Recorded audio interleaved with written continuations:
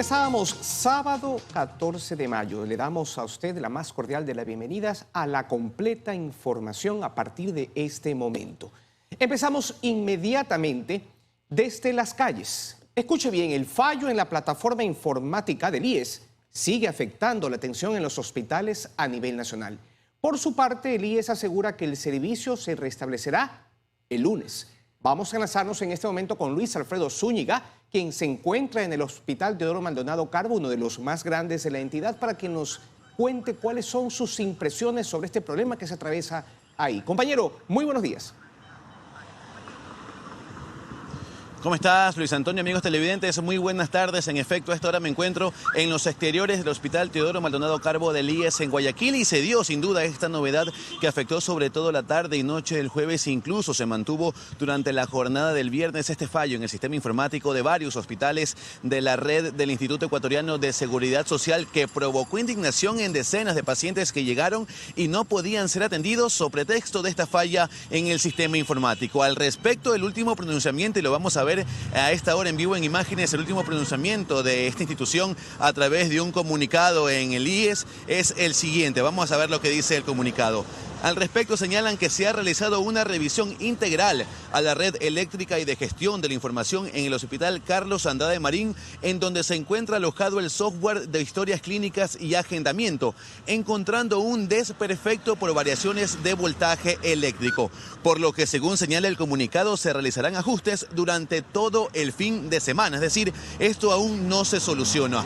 El IES en este comunicado también asegura que ya se atienden sus hospitales con registro manual de manera contingente y las citas médicas que no pudieron ser atendidas serán reagendadas para la próxima semana. El sistema, según ha indicado este comunicado, será restablecido apenas el lunes 16 de mayo. Esto es lo que señala, no se confirma este desperfecto en el sistema informático. Aún no se soluciona, se va a tratar durante todo el fin de semana, se manejan de manera manual en los hospitales, sin embargo aseguran que ya el lunes esta atención va a ser restablecida. Vamos a contarles un poco cuál es el panorama a esta hora aquí en los exteriores del Hospital Teodoro Maldonado Carbo de Guayaquil. Señalarles que hemos conversado con algunos familiares de pacientes en este punto, ya no se registra mayor novedad, se está atendiendo, nos indican quienes llegan aquí al área de emergencia, sin embargo, ya que es de manera manual, aún tarda bastante la atención, se tardan para cada uno de los pacientes, es lo que nos indican. Sin embargo, un panorama muy diferente se vivió, como les indicamos, tanto la tarde y noche del jueves, por ejemplo,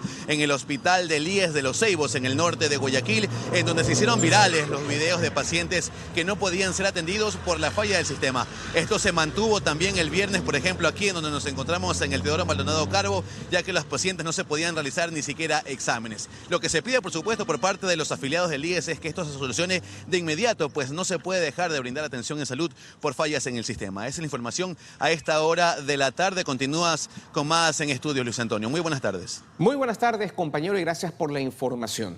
Vamos ahora a cambiar de tema. Escuche bien, se incrementa en un 10% las muertes violentas en el Distrito Metropolitano de Quito en lo que va del año. 52 personas ya han sido asesinadas a la fecha. El contacto ahora es con Karen Jaro, quien está en el Valle de los Chillos. Compañera, muy buenas tardes, adelante. Hola Luis Antonio, amigos televidentes, buenas tardes. Los saludo desde el sector La Hospitalaria en el Valle de los Chillos para informarles justamente que esta mañana, como ustedes observan en imágenes, tienen el vehículo donde se registró una muerte violenta. 2 personas fallecieron al interior de ese vehículo bajo la modalidad de sicariato, nos ha dicho la policía, que están precisamente determinando. Esta modalidad en estos últimos días ha tenido un incremento debido a las muertes violentas en el Distrito Metropolitano de Quito, para lo cual justamente me encuentro con el coronel José Garcés, quien es el responsable del Distrito Metropolitano de Quito, subrogante. Coronel, cuéntanos un poquito lo que sucedió aquí y qué está sucediendo en general con este incremento que usted nos ha dicho que es más o menos del 10% de muertes violentas en el distrito. Sí, muchas gracias, buenos días. En realidad el día de hoy en la mañana, aproximadamente a las 7:45, tuvimos un incidente delictivo en este sector de la ciudad. 2 personas fallecieron, un hombre de 46 años de la provincia del Guayas y una mujer de 36 años de la provincia de Pichincha, producto de los impactos de proyectil de arma de fuego Al parecer este incidente se produjo luego de una persecución entre dos vehículos. Uno de los proyectiles que se habrían accionado impactó en el conductor, quien perdió pista y se estrelló contra un poste. Luego del vehículo que realizaba la persecución descendieron dos personas más y realizaron varios impactos, aproximadamente 20, con armas cortas y armas largas, que ocasionaron la muerte de estas dos personas que se encontraban al interior del vehículo. Coronel, explicar un poquito qué es lo que está sucediendo con las cifras. Usted me ha dicho que de lo que va del año hasta acá son 52 muertes violentas. Esto significa un incremento del 10%. ¿Qué es lo que está sucediendo? Bueno, nosotros pensamos que nuestros datos estadísticos reflejan un ligero incremento de muertes violentas en el Distrito Metropolitano de Quito y creemos que es a consecuencia de que el accionar policial que se está dando en varias provincias del país, donde estamos actuando de manera fuerte y firme para frenar la delincuencia, ha permitido que de estas provincias algunas personas dedicadas a las actividades delictivas emigren de estas provincias hacia otros sectores, principalmente hasta la ciudad capital. Esto es lo que ha permitido que estos incidentes se eleven un poco. Muchísimas. Es el coronel José García, quien es el responsable al momento del Distrito Metropolitano de Quito. Pero ustedes en imágenes hasta ahora van a tener también un detalle de lo que sucedió la tarde de este día viernes en el norte de la capital, en la avenida Amazonas exactamente, luego de que una mujer habría salido de una entidad bancaria con un retiro de aproximadamente $4,000. Esta mujer habría abordado un taxi y dos personas en una motocicleta la siguieron, le intentaron robar su cartera en donde llevaba el dinero y recibió un disparo al negarse a entregar el dinero a las personas que intentaron asaltarla. Es la información que yo hasta ahora les reporto desde el Valle de los Chillos. Continúan ustedes con más información. Que tengan una buena tarde. Muy buenas tardes para ti también, Karen. Nosotros vamos a seguir informando. Ya se cumple la segunda semana de estado de excepción. Si bien es cierto, se siguen realizando operativos, las muertes violentas también continúan en aumento.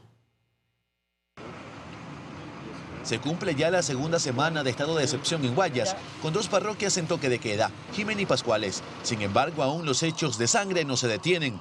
La noche del viernes se registró una balacera en el sector de Sauce 5 en el norte de Guayaquil. Y minutos después, sicarios dispararon en contra de dos sujetos en la isla Trinitaria. Los robos también continúan. Así se evidenció pasada la medianoche en el suroeste de la ciudad. Este sujeto en menos de un minuto se robó un vehículo.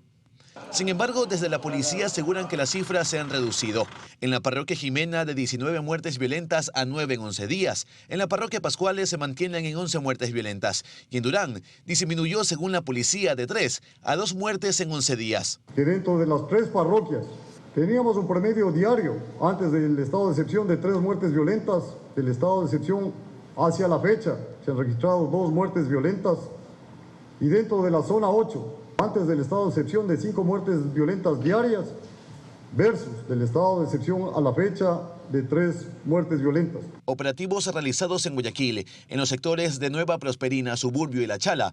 También se realizaron logrando la detención de 3 presuntos microtraficantes e incautando 134 dosis de cocaína y marihuana. La tarde del viernes también se logró la detención de 3 presuntos sicarios que se movilizaban en moto en la isla Trinitaria. Uno de ellos tiene 2 antecedentes penales, uno por tenencia de arma de fuego, otro por robo. 2 de ellos tenían 2 armas de fuego automáticas. 3 personas más que se dedicarían al robo en restaurantes y locales comerciales también fueron detenidas. Estas personas ya tienen antecedentes por los mismos delitos de robo a personas, especialistas en locales comerciales. Existen varias denuncias, de igual forma podemos apreciar videos.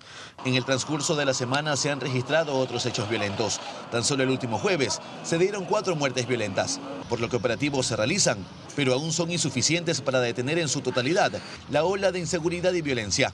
En lo que va del año en la zona 8, que comprende a Guayaquil, Durán y San Borondón, ya suman 511 las muertes violentas. Luis Alfredo Zúñiga, 24 horas. Seguimos a la 1:10 de la tarde para contarles que una vez que ha sido revocado el habeas corpus que facilitó su libertad, la Policía Nacional busca recapturar al ciudadano holandés sobre quien pesa una solicitud de extradición por casos de narcotráfico. En Ecuador, una controversial orden judicial le permitió recuperar su libertad, pero solo por 23 días. Y hoy, su paradero es desconocido. No menos de 40 uniformados de la Policía Nacional conforman el bloque de búsqueda que intenta recapturar a Boxing Nester, ciudadano holandés que salió en libertad luego que a finales de abril la jueza de Manglar Alto, Erika Moriel, aceptara en su favor un recurso de habeas corpus. Alain Luna, director de investigaciones de la Policía Nacional, dice que la institución fue notificada tarde de la liberación del ciudadano extranjero, cuyo paradero es desconocido a la fecha. Fuimos notificados 24 horas después de que él ya estaba en libertad, es decir, con un retraso en cuanto a poder ubicarlo. Pese a eso, la policía ha desplegado todo su accionar. Estamos trabajando en ello con nuestras unidades especializadas para ubicarlo acá en el país e inclusive con enlace ya con nuestras policías amigas en caso que haya traspasado las fronteras nuestras y abandonado el país. Este viernes el recurso de habeas corpus fue revocado luego de 23 días de estar vigente. Pero el holandés, sobre quien pesa una solicitud de extradición por procesos por narcotráfico, está libre. Tema que resulta indignante, asegura Alain Luna. Daña todo el trabajo de la policía, todo el trabajo de nuestra justicia responsable para que una decisión que deja mucho que desear permita que este ciudadano obtenga su libertad y deje en muy mal concepto todo lo que es el sistema judicial de nuestro país. Porque no es que afuera dicen es la policía, es la corte, es tal juez, es todo el país.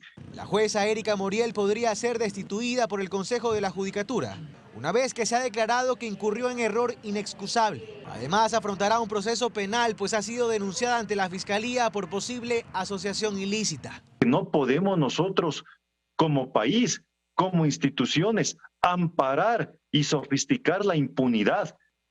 Producto de la violencia en el Ecuador es precisamente la impunidad.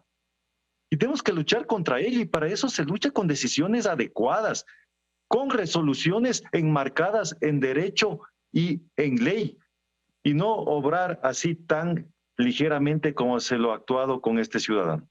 En Guayaquil, Carlos Acoto, 24 horas. Ya son las 1:13 de la tarde. Les contamos ahora que 3 jueces de la Corte Provincial de Santa Elena decidirán el miércoles si Jorge Glass regresa o no a prisión. El ex vicepresidente sentenciado por corrupción cumple su condena en libertad hace más ya de un mes. Sin grillete electrónico y con la posibilidad de circular por todo el país sin restricciones, el ex vicepresidente Jorge Glass pasa sus días en libertad. Pero este miércoles 18 de mayo, su situación puede cambiar. Un tribunal de la provincia de Santa Elena revisará el habeas corpus entregado el pasado 9 de abril por el juez Diego Moscoso. Para el constitucionalista Esteban Ron, el proceso ha evidenciado suficientes errores para declararlo nulo. Si existe una ratificación y cuando la comunidad jurídica ecuatoriana han evidenciado un error principal en derecho y este no es analizado por parte del Tribunal de Apelación, se evidencia definitivamente, se evidenciará no solo un pacto, sino que se evidenciará que efectivamente la justicia se encuentra bajo un espectro de carácter político. Pero ¿quiénes son los jueces que conforman el tribunal y que resolverán el pedido de apelación? Silvana Caicedo preside la Corte Provincial de Santa Elena y es la jueza ponente de este tribunal. Es funcionaria judicial de carrera desde 1995. En su declaración patrimonial entregada a la Contraloría, reportó no tener patrimonio. Clever Franco Aguilar es juez de la Corte Provincial de Santa Elena desde 2014. Es empresario y ha sido accionista o directivo en varias compañías dedicadas a la logística, bodegaje y transporte. Juan Carlos Camacho Flores es juez desde el 2015. Antes de esto fue coordinador zonal jurídico de la Zonal 2 del Ministerio de Salud Pública. También fue notario y procurador síndico en el municipio de El Chaco. Pues deberán aislar cualquier tipo de presión, ¿sí? Natural como la que tienen. Ahora, si es que estamos hablando de visitas, si estamos hablando de coordinaciones para efectos del fallo, eso ya cae dentro de la esfera penal, ya cae dentro de la corrupción judicial. El ex vicepresidente convicto salió hace más de un mes de prisión, aduciendo riesgos a su vida y problemas de salud. Joana Ramos, 24 horas. Y para unificar criterios en cuanto a la aplicación del habeas corpus en el país, jueces penales de la Corte Nacional de Justicia y de la Corte Provincial mantuvieron una reunión que estima que desde el 2021 la presentación de esta garantía constitucional se incrementó en un 50%.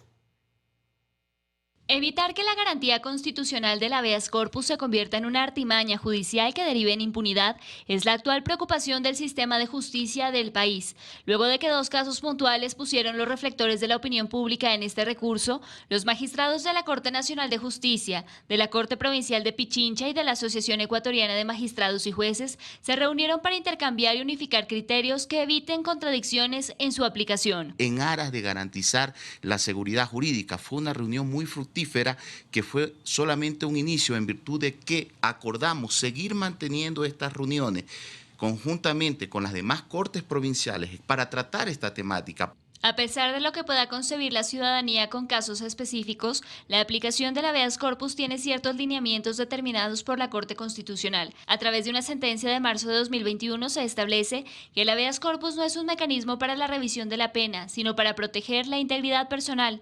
Entre otras medidas, el juez puede disponer la atención inmediata y permanencia en un centro de salud hasta la recuperación o el traslado a otro centro de privación de libertad. Solo en casos de personas condenadas por delitos que no revistan de gravedad, no generen riesgos o potenciales daños a víctimas de violencia de género o provoquen conmoción social, el juez podrá disponer medidas alternativas a la privación de libertad. Pero no medidas alternativas que supongan que la persona prácticamente quede sin sentencia o sin condena, sino que en efecto se cumpla la pena, la condena, la sanción, pero con medidas que sean idóneas y eficaces y que no generen una situación de impunidad. Cada caso es un mundo y por lo tanto cada caso necesita su propia reflexión. Desde el Consejo de la Judicatura, la propuesta para una mejor aplicación de este y otros recursos va encaminada a crear unidades especializadas en garantías jurisdiccionales. Para ello se le consultó al Procurador General si el Consejo de la Judicatura, dentro del marco de la ley y en ejercicio de sus potestades, podría hacerlo. ¿Qué es lo lógico? ¿Qué es lo necesario? Porque no puede ser que un juez de tránsito, con la carga procesal que tiene, que un juez laboral, que un juez de violencia pueda conocer garantías jurisdiccionales. Eso está provocando una inseguridad y un abuso. En Quito, Daniela Valencia, 24 horas.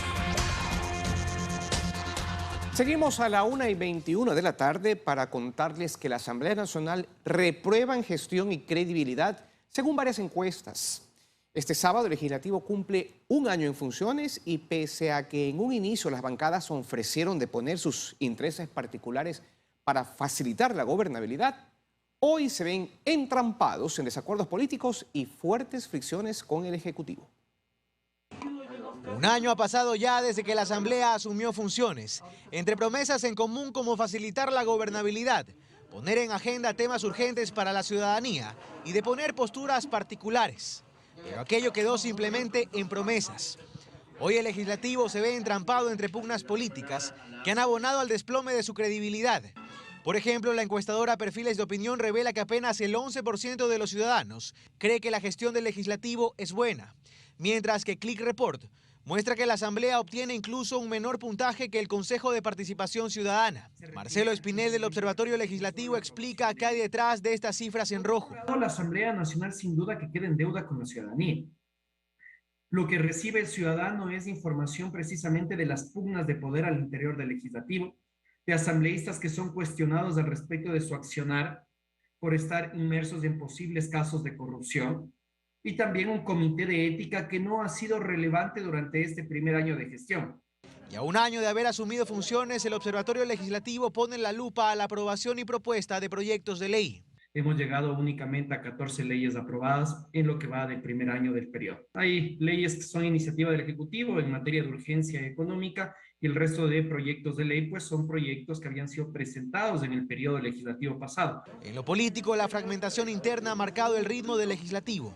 La crisis se ha visto agravada por la evaluación de la titular de la Asamblea y el permanente fuego cruzado que se ha desatado en este tema. Y parece que nadie entiende realmente el concepto de diálogo. Empezamos por la presidenta de la Asamblea. Ella es la presidenta de un cuerpo colegiado que no puede estar usando los medios de la Asamblea para defender su propia causa, ni tiene que estar expresando sus opiniones particulares. Ella representa no solo a la mayoría, los 137, y tiene que moderarlos también. Y no ha cumplido con ese rol.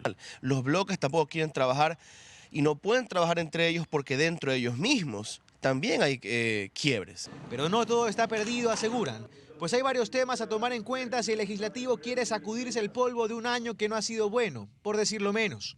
Si de verdad se llega a consolidar, que no lo creo, una nueva mayoría en la Asamblea, ellos tienen que saber que tienen que gobernar junto al presidente de la República. Y el presidente recordar de que así haya perdido una alianza de la presidencia de la Asamblea, él tiene que reconocer la voluntad de los representantes electos del pueblo y gobernar con ellos. Es necesario que la Asamblea Nacional vuelva a sintonizar con los ciudadanos y sus necesidades, al respecto de dar solución a problemas de salud, a problemas de nuestro desarrollo económico, así como también de educación, pero que sobre todo se fiscalice de forma adecuada el accionar de las otras entidades del Estado. Sin agenda clara, incumpliendo los ofrecimientos hechos al inicio y por debajo de las expectativas.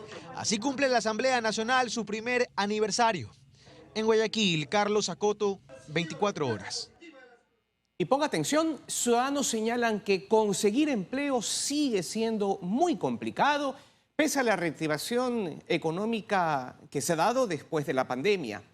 Reclutadores de talento humano afirman que la oferta laboral aún es baja frente a los niveles antes de la pandemia. En las calles el sentir es el mismo. La oferta laboral es escasa. Miles de ecuatorianos no encuentran empleo. Empleo seguro acá no hay. Aquí empleo en empresas públicas o privadas no existe para nada.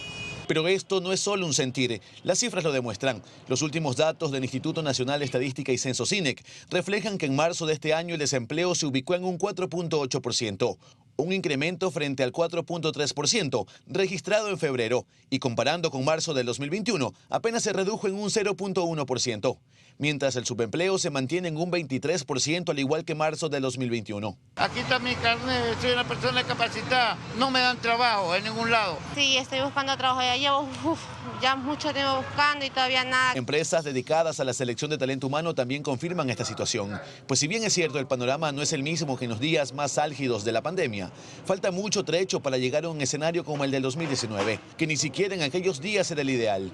Pues yo te diría que estaríamos por lo menos en un 40% en reducción de lo que se necesitaba en el 2019 versus el actual. Hay poca oferta laboral aún pese a la reactivación, y de las que salen son sobre todo en áreas comerciales.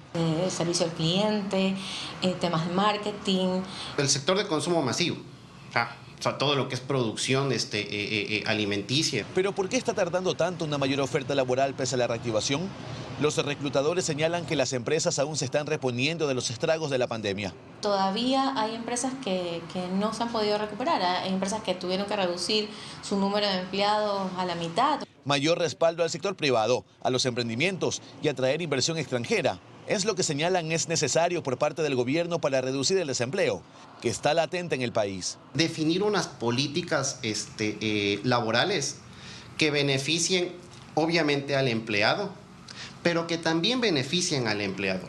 Desde el gobierno se ha ratificado que para generar empleo es importante atraer inversión. Sin embargo, en marzo de este año la Asamblea Nacional negó y archivó el proyecto de ley de atracción de inversiones. Mientras estos problemas se mantienen, miles de ecuatorianos siguen sin empleo. En Guayaquil, Luis Alfredo Zúñiga, 24 horas. Les contamos ahora que desde este lunes 16 de mayo, los conductores podrán circular por el kilómetro 49 de la vía Cuenca-Molleturo-El Empalme, ante la culminación de trabajos de estabilización que se realizaban. Si las condiciones climáticas lo permiten, los conductores podrán utilizar la vía entre las 6 de la mañana y 6 de la tarde, mientras se realizan los trabajos de cimentación de la vía alterna. Desde el pasado 2 de marzo se anunció el cierre por 40 días de esta carretera.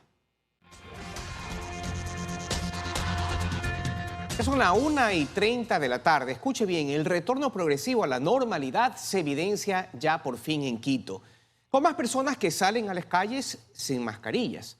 Vamos a enlazarnos en este momento con Alberto Luna para que nos dé sus impresiones. Adelante, compañero.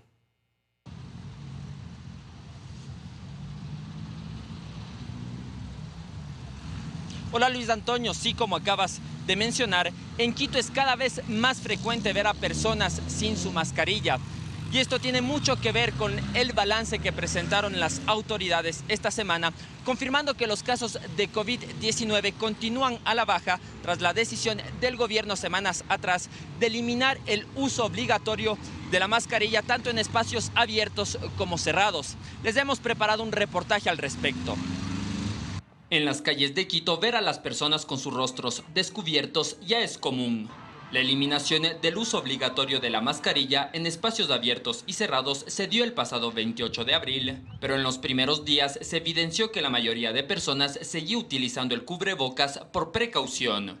El panorama ahora es diferente. Ya se ha visto que los rebrotes ya no son tan altos como antes, ¿no? Entonces ha disminuido en ese sentido. Entonces la gente ya tiene esa libertad de salir al parque, a trotar, a correr. Entonces pues, tenemos esta seguridad. El jueves las autoridades del COE Nacional confirmaron que los casos de COVID-19 continúan a la baja, por lo que varias personas ya se sienten seguras de no usar la mascarilla.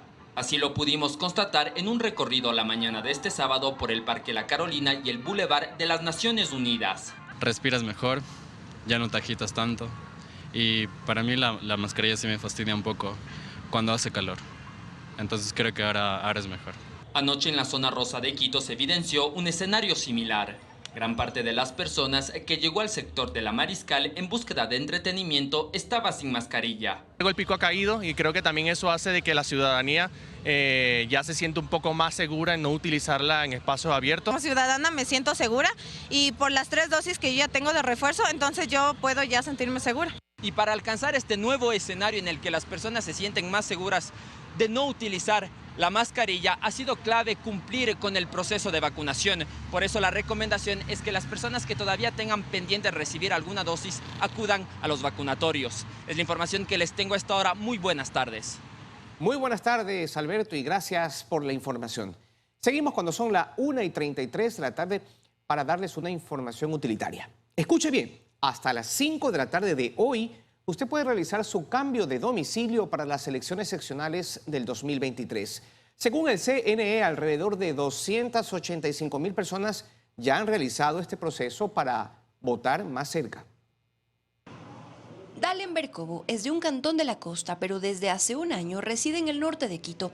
Acudió muy temprano este sábado a la delegación electoral de Pichincha con una planilla de un servicio básico para que le asignen un recinto de votación más cercano y no tener que viajar. Por lo que vivo lejos y tengo que hacer el cambio de domicilio, por lo que no me permiten el trabajo, no me dan permiso. Como él, usted puede realizar su cambio de domicilio hasta las 5 de la tarde de este sábado 14 de mayo en las mesas habilitadas por el Consejo Electoral, en centros comerciales, plazas, parques y delegaciones de todas las provincias. Aproximadamente 285,000 personas han hecho cambios de domicilio, concentrándose la mayor cantidad en Guayas, cerca de 70,000, Pichincha, 49,000, Manabí, 36,500 y en Esmeraldas algo así como 13,500 personas. El trámite es sencillo, solo debe acudir con su cédula de identidad y una planilla de cualquier servicio básico. Si es que es cambio de domicilio son 3 minutos.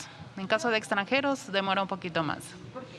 Debido a que hay que hacerles empadronar y son más requisitos. Una vez cerrado este proceso, el organismo electoral elaborará y depurará el padrón electoral, el cual deberá estar listo para el 21 de julio de cara a los comicios seccionales de febrero de 2023. En Quito, Karen Aro Ruiz, 24 horas. Ya son las 1:34 de la tarde. Vamos a dejar a un lado la información que hemos emitido hasta este momento para refrescarnos con algo muy positivo. Como todos los sábados, ya está con nosotros nuestra compañera María de los Ángeles Rendón. Nos traen un nuevo ejemplo de resiliencia en el segmento Aprendamos de ellos, muy esperado por usted. Hola María de los Ángeles, cuéntanos qué historia positiva, hermosa conoceremos hoy. Gracias. ¿Qué tal, amigos televidentes? La carrera de la vida tiene muchísimos obstáculos, pero con perseverancia y optimismo se los puede superar. Ese es el lema personal de Paul Arteaga, un joven deportista con discapacidad física. El cáncer le arrebató su pierna derecha, pero no sus ganas de cumplir sus objetivos personales y profesionales. Incluso con su enfermedad aumentó su fortaleza. Los invito a que disfruten esta inspiradora historia.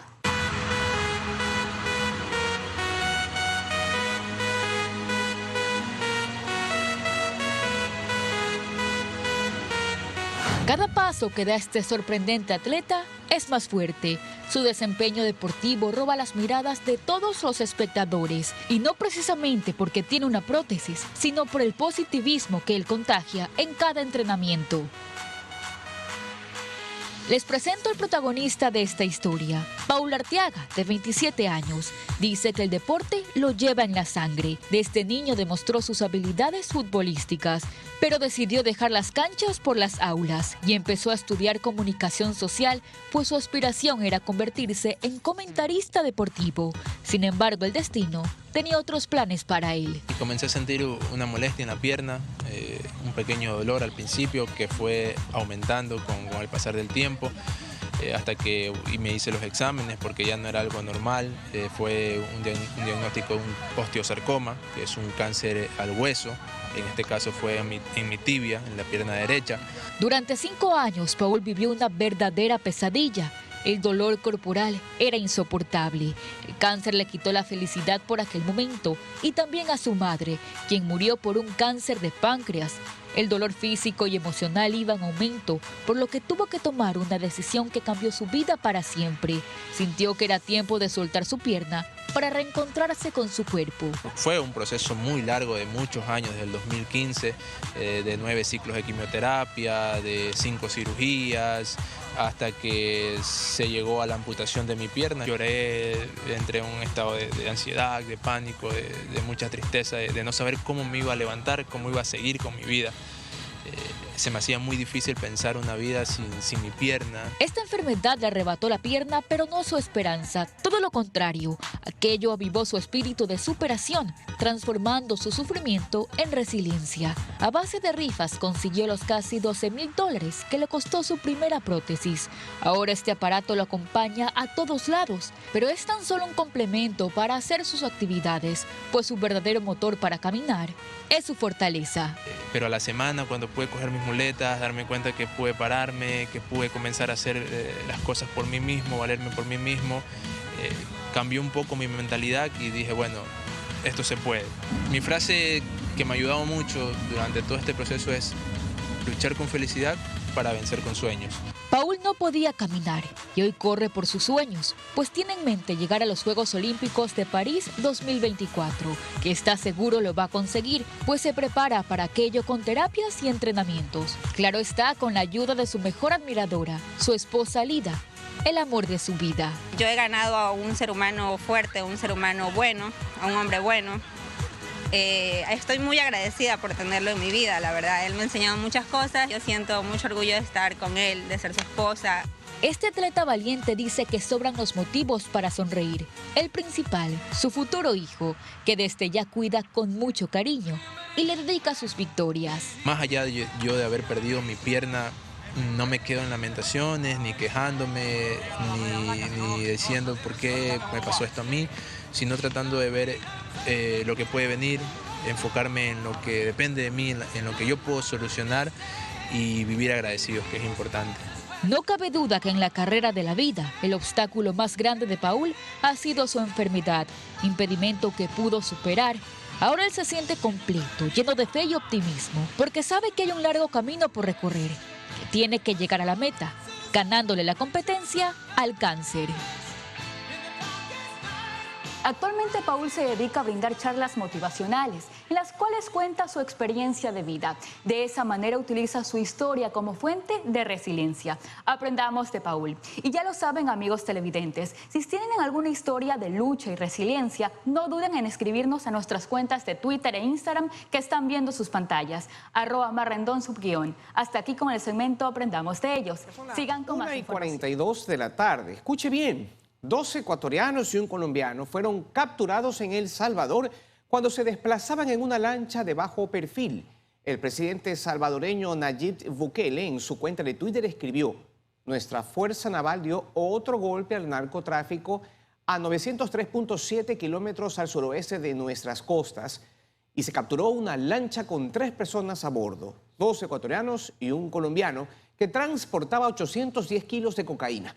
Se presume que los narcóticos iban a ser trasladados a México para después llevarlos a Estados Unidos. Vamos a seguir lo que nos queda para darles más buenas noticias. El periodista y escritor ecuatoriano Benjamín Ortiz Brennan presentó su libro El bicho que se bajó del tren, una obra que nos hará conocer más a fondo la construcción del ferrocarril en nuestro país.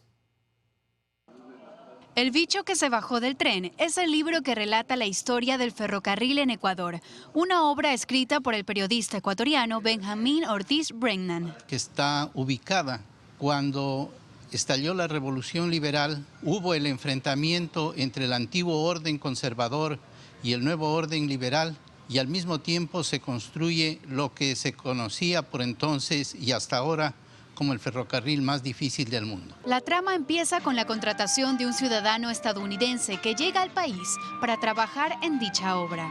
El libro de Benjamín, precisamente cuando narra la vida de estos personajes que construyeron el ferrocarril, les presenta tal como son, como seres humanos con virtudes y defectos. En la presentación de su libro, Benjamín Ortiz afirmó que espera que esta obra también cautive a los lectores jóvenes.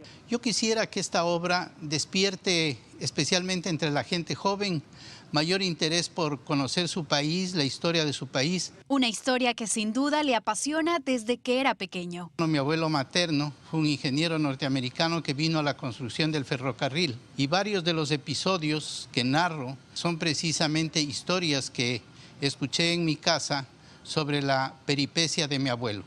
El bicho que se bajó del tren, un libro que afirma es dedicado a su familia, pero también a todo el Ecuador. María Mercedes Pesantes, 24 horas. Amigos, les recuerdo que la noticia no para. Nos vamos por el momento, pero a buscar más información para usted. A las 8 de la noche es nuestra próxima cita. Gracias por acompañarnos. Feliz fin de semana.